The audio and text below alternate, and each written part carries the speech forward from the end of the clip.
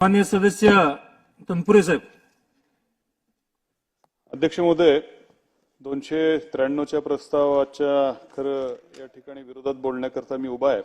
या प्रस्तावामध्ये अध्यक्ष महोदय शासनानं शेतकऱ्यांकरता हे केलंय ते केलंय असं बरंच काय प्रस्तावामध्ये उल्लेख केलाय. पण अध्यक्ष महोदय, या सरकारची खासियत आहे की एक भूलभुलैया फक्त शेतकऱ्यापुढे उभा करायचा आणि प्रत्यक्षामध्ये मात्र शेतकऱ्याच्या पदरामध्ये त्यातलं काही पडत नाही. हा आजवरचा आमचा अनुभव आहे. अध्यक्ष महोदय, पॉइंट ऑफ इन्फॉर्मेशन तनपुरे साहेब, पॉइंट ऑफ इन्फॉर्मेशन वर बोलताय ना आपण. 293 आहे ना प्रस्ताव आहे. ठीक आहे, करा लवकर करा. अध्यक्ष महोदय, नंबर येऊन गेला होता त्यांचा. आम्ही शासनाने सांगितलं, आम्ही ऐकलं की बाबा 9 लाख लोकांना सौर कृषी पंप देणार, मागेल त्याला देणार अशी घोषणा आम्ही या सभागृहामध्ये ऐकली अध्यक्ष महोदय. पण प्रत्यक्षामध्ये महावितरणचं धोरण काय आहे? प्रत्यक्षामध्ये महावितरणचं धोरण आहे की ज्यांना नवीन कनेक्शन घ्यायचे त्यांच्यासाठीच फक्त सौर कृषी पंप आहेत.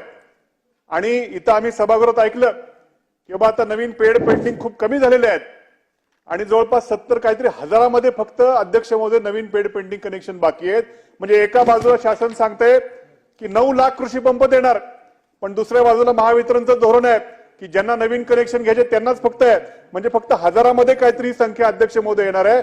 आणि मात्र ज्यांचे एक्झिस्टिंग कनेक्शन आहेत त्यांना मात्र त्या मुख्यमंत्री सौर कृषी वाहिनी योजनेमधनं दिवसा वीज देऊ वगैरे वगैरे विषय. ही मुख्यमंत्री सौर कृषी वाहिनी योजना अत्यंत चांगली आहे, पण या सरकारला स्वतःला गतिमान म्हणणाऱ्या सरकारच्या काळामध्ये या योजनेचं इम्प्लिमेंटेशन अध्यक्ष महोदय अत्यंत धीम्या गतीने चालू आहे. सरकारला खरंच आमच्या शेतकऱ्यांना दिवसा वीज तातडीनं द्यायची जर खरंच इच्छाशक्ती असेल अध्यक्ष महोदय, आम्ही या बजेटमध्ये बघितले अक्षरशः पुरवणी मागण्या धरून 1 लाख कोटीच्या तुटीचं बजेट बघितले, वेगवेगळ्या खात्यावर पैशाची उधळण बघितली. अध्यक्ष महोदय, शेतकऱ्याला तातडीनं दिवसा वीज द्यायला फक्त 4-5 हजार कोटी रुपये लागणार अध्यक्ष महोदय. अध्यक्ष महोदय, दिवसा वीजेचा विषय 293चा आम्ही थांबलो अध्यक्ष महोदय, असं थोडे. अध्यक्ष महोदय, 4-5 हजार कोटी दिले. दिवसा चढ्या भावानं वीज घेतली तर सर्व त्या ठिकाणी होऊ शकतं, पण मात्र मानसिकता या सरकारची फक्त शेतकऱ्याला भूलभुलैया दाखवण्याची मानसिकता आहे. शेवटचा दुसरा मुद्दा अध्यक्ष महोदय घेतो, तर वेळेचं बंधन तुम्ही एवढं सांगताय. अध्यक्ष महोदय, या पीक विम्याच्या बाबतीमध्ये आम्ही एवढं ऐकतो की असं झालं तसं झालं, 1 रुपयात झालं. अध्यक्ष महोदय, मागच्या वर्षीच्या खरीप हंगामाचा पीक विमा आपल्याही मतदारसंघामध्ये आपण बघा, खरं अक्षरशः वर्ष झालं अध्यक्ष महोदय, वर्ष.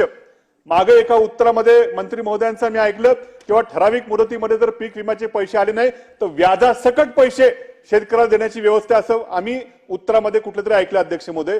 अध्यक्ष महोदय, वर्ष झालं मागच्या खरीप हंगामाला. काय प्रॉब्लेम आहे?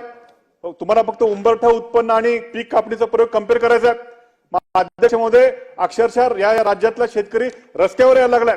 काल माझ्या मतदारसंघामध्ये काल परवा रास्ता रोको आंदोलन झालं, पण आता मात्र हे शासन असा कायदा देखील आणतंय. उद्या आपलं बिल पण मांडलंय की जनसुरक्षा कुठलं कायदा आहे, रस्त्यावरती लोक आले तर त्यांना आता अर्बन नक्षलाईट समजलं जाईल.